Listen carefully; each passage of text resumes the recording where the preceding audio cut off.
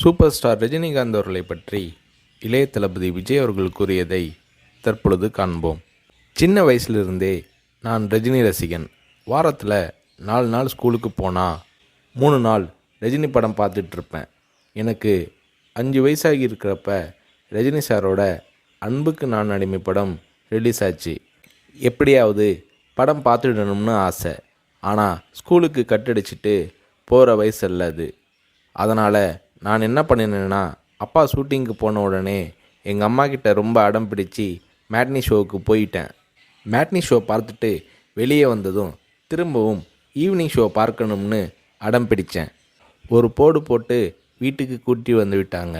அங்கிருந்து நேரே சுரேந்திர மாமா வீட்டுக்கு போனேன். அவருக்கு நான் செல்ல பிள்ளை. என்னடா திடீர்னு வந்திருக்குன்னு கேட்டார். அன்புக்கு நான் அடிமை படம் பார்க்கணும்னு சொன்னேன். என்னடா திடீர்னு வந்து சொல்கிறானாரு. இல்லை, கண்டிப்பாக போகணும்னு சொன்னேன். சரி வா, அம்மா கிட்ட போய் சொல்லிட்டு போகலாம்னாரு. இல்லை, அம்மா கிட்ட சொன்னால் திட்டுவாங்க. நான் உங்கள் வீட்டில் இருக்கேன்னு சொல்லிட்டு வந்துட்டேன். படம் பார்த்துட்டு நைட்டு போயிடுறேன்னு. அதே மாதிரி சுரேந்திரர் மாமா கூட போய் 2வது தடவையாக படம் பார்த்துட்டு வீட்டுக்கு வந்துட்டேன். அப்படியும் சும்மா இருக்கலை. ஷூட்டிங் முடிஞ்சிட்டு 9 மணிக்கு அப்பா வந்தார். வாடா சாப்பிடலாம்னாரு. எனக்கு பசி இல்லைன்னு முகத்தை திருப்பிக்கிட்டேன். கோபமாக இருக்கிற மாதிரி நடிப்பு காட்டினேன். இல்லை, சாப்பிட்டு தான் ஆகணும். உன் ப்ராப்ளம் என்னன்னு சொல்லுனாரு.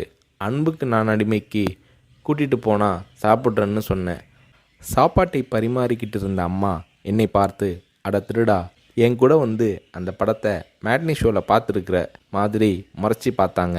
சரி வந்து சாப்பிடுனாரு. சாப்பிட்டு முடித்ததும் நைட் ஷோவுக்கு கூட்டிகிட்டு போனார். உண்மையிலேயே அன்னைக்கு மேட்னி, ஈவினிங், நைட் ஷோன்னு 3 தடவை ரஜினி சார் படம் பார்த்தேன். படம் பார்த்துட்டு வந்ததும் அப்பா கிட்ட ஒரு அன்பு கட்டளை போட்டேன். நாளைக்கு நான் ரஜினி சாரை பார்க்கணும், அவர் கூட நின்று ஃபோட்டோ எடுக்கணும்னு சொல்லி அப்பாவோட கழுத்தை கட்டி பிடிச்சிக்கிட்டேன். அடுத்த நாள் காலை நானும் என்னோடய ஃப்ரெண்ட் கார்த்திக்கும் அப்பா கூட போனோம். ரஜினி சார் வாகினி ஸ்டுடியோவில் ஏதோ ஒரு ஷூட்டிங்கில் பிஸியாக இருந்தார். நான் ரஜினி சாரை நேரடியாக பார்க்கிறது அதுதான் முதல் தடவை.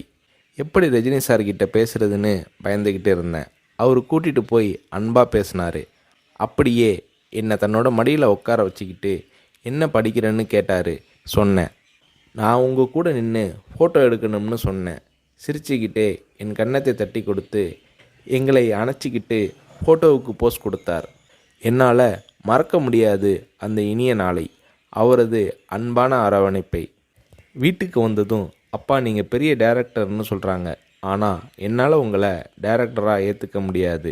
எப்போ எங்கள் தலைவர் ரஜினியை வச்சு டைரக்ட் பண்ணுறீங்களோ அன்னைக்கு தான் உங்களை டைரக்டராக ஏற்றுக்குவேன்னு சொன்னேன். அப்பா என்னை பார்த்தாரு.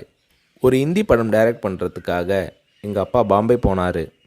எனக்கு ஹாலிடேங்கிறதால நானும் அம்மாவும் கூட போயிருந்தோம். மும்பையில் இருந்த ப்ரொடியூசர் பூர்ணச்சந்திர ராவ் எங்கள் அப்பாவுக்கு ஃபோன் பண்ணி கூப்பிட்டதும் அப்பா அவரை பார்க்க போனார். வரும்போது ரொம்ப சந்தோஷமாக இருந்தார். ஹோட்டலுக்கு வந்ததும் என்னை கூப்பிட்டு, விஜய், நான் டைரக்டர் ஆயிட்டேனாரு. ரஜினி சாரை நடிக்க வச்சு டைரக்ட் பண்ண போகிறேன்னாரு. அந்த படம் தான் நான் சிகப்பு மனிதன். நீங்கள் நம்புறீங்களோ இல்லையோ, அந்த படத்தை நான் 17 தடவை பார்த்தேன். நடிக்கணும்னு ஆசைப்படுறியே, உனக்கு நடிப்பை பற்றி என்ன தெரியும்னு எங்கள் அப்பா கேட்டதும் உடனே அப்போதே ஒரு சீன் நடித்து காட்டினேன். அது என்ன சீன் தெரியுமா? அண்ணாமலை படத்தில் ரஜினி சார் பேசிய பெரிய டைலாக் சீன். நான் ரஜினி ரசிகனாக இருந்ததால் அவரோட பல வசனங்களை மனப்பாடம் பண்ணி வச்சுருந்தேன். அதில் ஒரு வசனம் தான் எனக்கு உதவியது. ரஜினி சார் சரத்பாபுவை பார்த்து தொடையில் தட்டிக்கிட்டு கோபமாக பேசுவாரே, அந்த வசனத்தை நான் பேசி நடிக்கிறத கொஞ்ச நேரம் அப்படியே கூர்ந்து கவனிச்ச எங்கள் அப்பா என்னை பக்கத்தில் கூப்பிட்டு, நாளைக்கு உனக்கு மேக்கப் டெஸ்ட் எடுக்கிறேன்னாரு. அவர் அந்த வார்த்தைகளை சொல்லி கை குலுக்கியதும் எனக்கு சிறகு முளைச்சி ஆகாயத்தில் பறக்கிற மாதிரி எல்லையில்லாத மகிழ்ச்சி பொங்கியது என்று நடிகர் ரஜினி அவர்களை பற்றி இளைய தளபதி விஜய் அவர்கள் கூறுகிறார்.